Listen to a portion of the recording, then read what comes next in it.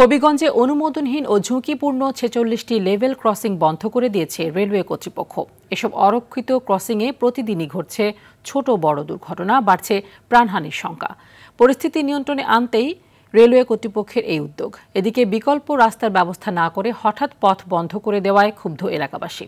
হবিগঞ্জ প্রতিনিধি শহীবুর রহমানের পাঠানো তথ্য ও চিত্রে বিস্তারিত জানাচ্ছেন সাকিব আল হাসান।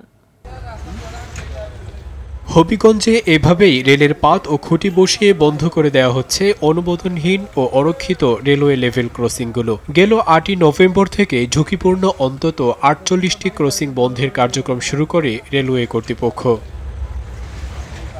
প্রথম ধাপে অধিক ঝুঁকিপূর্ণ বিবেচনায় ২০টি ক্রসিং স্থায়ীভাবে বন্ধের পর আরও ২৬টি ক্রসিং পর্যায়ক্রমে বন্ধ করা হবে বলে জানায় তারা। এরই মধ্যে বন্ধ করা হয়েছে শায়েস্তাগঞ্জ থেকে বাহুবল পর্যন্ত বেশ কিছু লেভেল ক্রসিং।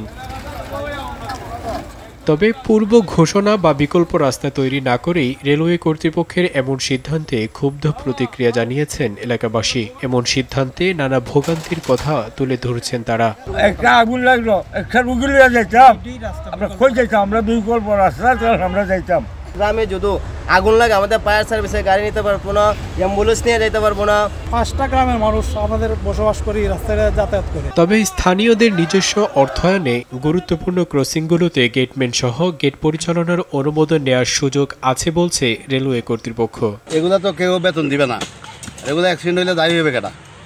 এগুলো তো অতীতের রাস্তা ছিল না, বুঝছেন? এগুলো অবৈধ রাস্তা, এগুলো সবই আপনার বন্ধ করে দেওয়ার জন্য সরকার আজকে 2টা বছর ধরে সরকারি বরাদ্দে গেটম্যান নিয়োগ করে এসব ক্রসিংগুলো সচল রাখার দাবি এলাকাবাসীর।